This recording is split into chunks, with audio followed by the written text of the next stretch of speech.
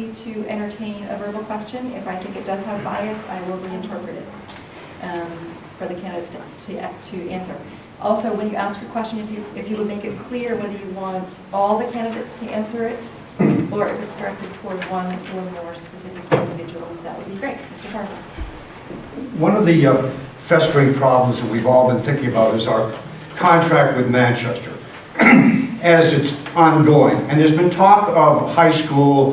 There have been a lot of underlying problems with our children going to the Manchester schools. As we approach the end of the contract, how would you as a board member set up an evaluation of what we're getting out of Manchester? Would you hire somebody? Would you do it with your school administration? How would you, if you're going to come to the town and ask for our own high school, which some people may, how would you answer the question is, have we gotten a good education out of Manchester? Mrs. McHugh used to sit in a lot of their meetings, and I noticed, I think, that's not being done anymore. Okay? So as a board member, as we approach the end of this contract, how would you go about grading the education we're getting out of Manchester? All right, is that all right? Yep, and I'd like each candidate to answer that in 1 minute, please. Mr. Bowles. First of all, I neglected to mention earlier, I'm in favor of forming a committee now to study why our children are wanting to leave Manchester. So I think that committee could start recording data now on a continuous basis so that we have a record not only in the years prior, but from now on. Unfortunately, I don't see a high school in the near future because the state has removed its 1/3 funding. It puts us in a terrible position looking at a $55 million high school, as we're told. I don't think that the tax rate can support that. To our benefit, enrollments in New Hampshire have been dropping for the last 10 years. This provides an opportunity for a school that does not have a high school. Soon, towns will be wanting our students. This could provide us an opportunity to have some type of a multifaceted contract with multiple communities, or as we do now, with a primary contract with a clause allowing us to have tuition agreements with other towns.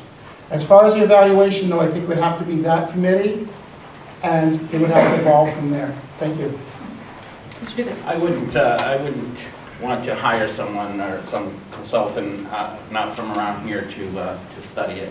I think setting up a committee, especially with our school administrators here in Hooksett, and looking at it ahead of time looks good. Now it would be a while before we can get out of the contract, or we could build a high school. I don't think that that's economically feasible.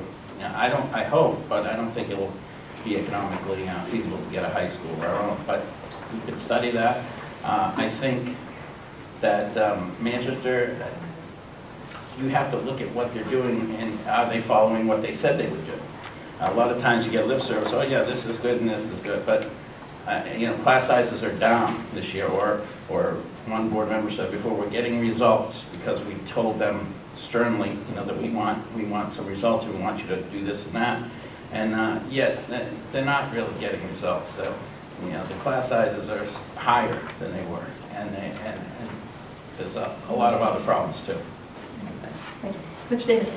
I think, so your question was evaluate the education, not the social aspects of the high school.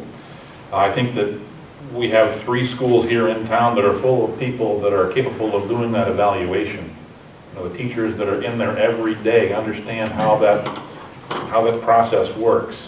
Whatever, I think we can gather their information, you know, have them interview the students that are graduating, or interview the students that are going, find out what their concerns are.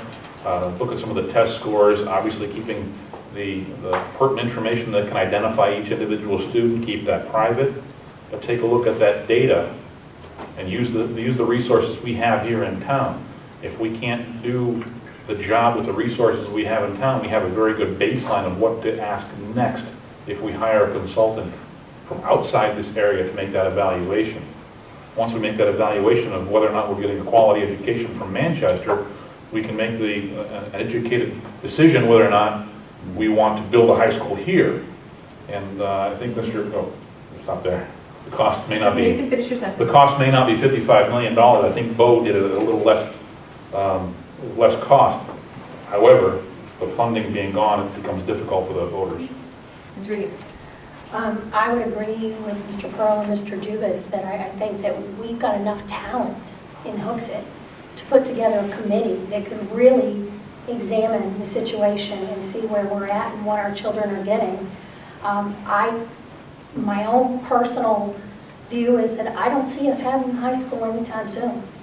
I think that right now with the economy, with the population of the city, the town, with everything else that comes along with it, I'm not sure that it's in the cards for us to have our own school in the near future or by the time the contract is up in Manchester.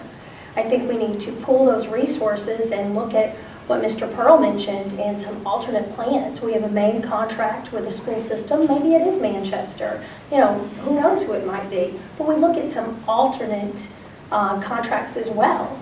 The enrollment is down across the state in a lot of schools. There are some great schools out there, be it Bow, be it Pinkerton, be it Pembroke. To have a subcontract with some of those, I think is really important to examine and look at. Thank you. Mr. Sullivan.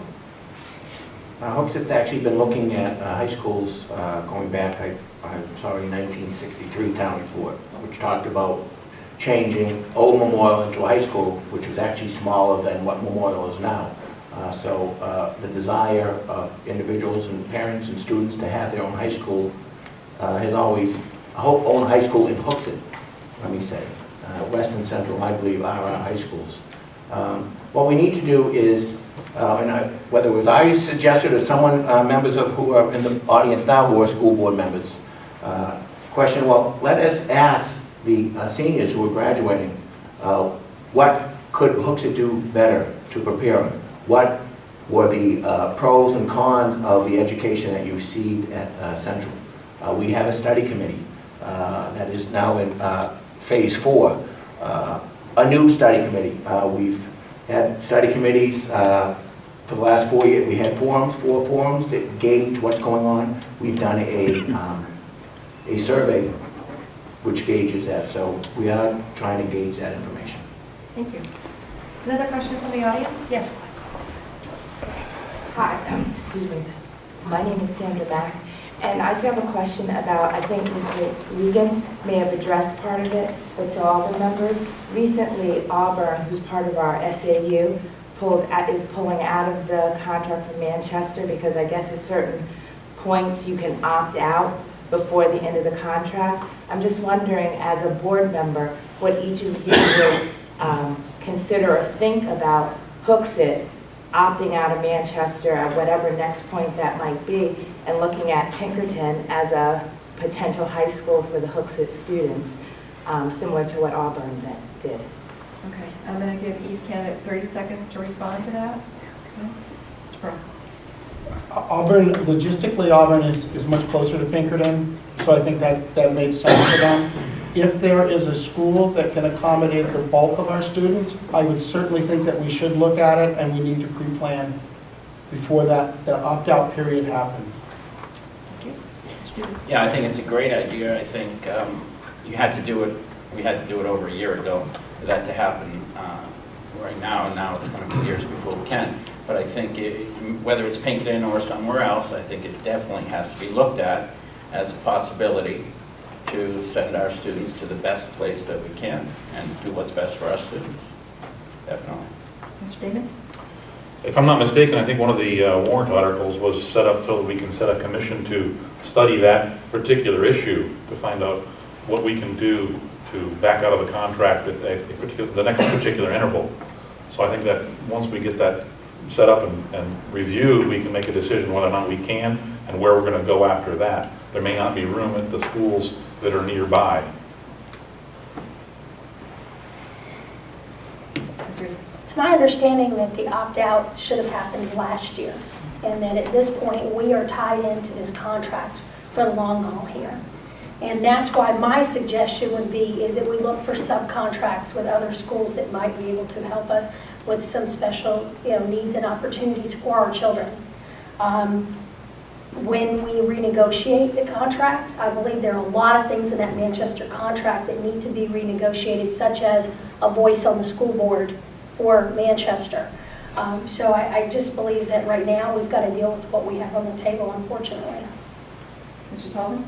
Hooksett could opt out right now of the contract. The contract specifically states 2 years prior to each 5th anniversary. 2011 was the contract that we needed to let them know before the 13th. We have a study committee that's looking at if there's a will, having this committee, there'll be a way. So once there's a will, by doing all this preparation, we'll have a way to go and look at a different high school option. Thank you. Someone else with a question? Yes. Yes.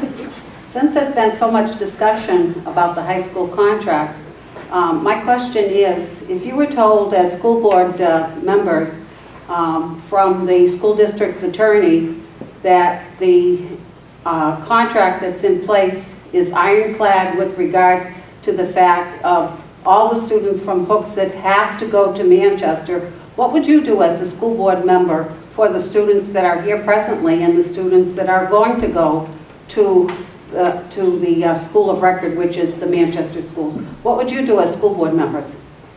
I just want to be clear. Are you asking about the exception on a case-by-case basis? No, I'm not asking. I'm asking if the attorney said to them, because if they got a clarification from the attorney that said all the students, as it was stated, have to go to the school of record, which is the Manchester School District, what would they do as school board members for the students that are in the Hooksett schools that will become high school students and for the students that are coming up? What would you do as school board members? Okay, thank you. I'm going to start with Mr. Sullivan. 30 seconds, please. We would make sure that we hold their hands to the wheel, that they live up to their contract. If there's issues that are concerned, that we make sure we increase the communications beyond what we're doing, apply pressure and making sure that Hooksett's voice is heard. The letters that we sent out in the past have resulted in positive results, and we need to continue to apply the grease. The squeaky wheel gets the grease. Ms. Regan? I would think that first and foremost, like yourself, Ms. McHugh, I understand that you attended a lot of those Manchester School Board meetings. It's going to be important to really look at the contract, really look at the deficiencies in the school system now, and really get on their case, put them on notice, and let them know that, okay, you're saying all of our children have to come here, then you've got to live up to this contract. And there are things that they are majorly still deficient in. I know recently I was at a school board meeting and they had a representative from Manchester saying that none of the cafeterias at Central pass the food service. You're serving your child food that didn't even pass the health code. I would definitely put them on record and go through the whole contract, make them fix those issues. Mr. Daly? I think that if the contract is ironclad, we need to define the places where we have leverage, not to expose this town to a burdensome lawsuit from Manchester that would just decimate our tax rate. So we need to find out the places we have leverage, use those points, and the approval that is a case-by-case basis, have that defined, understand exactly what a hardship is. Make that information available to our students that are enrolled in 8th grade and lower.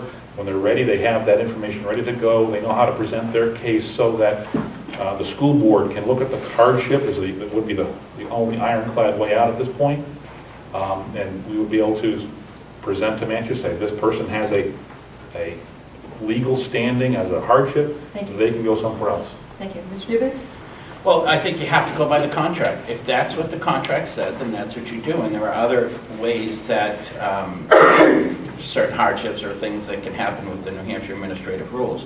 But the contract doesn't say that. The contract in the same paragraph says that you can go to a school not of record.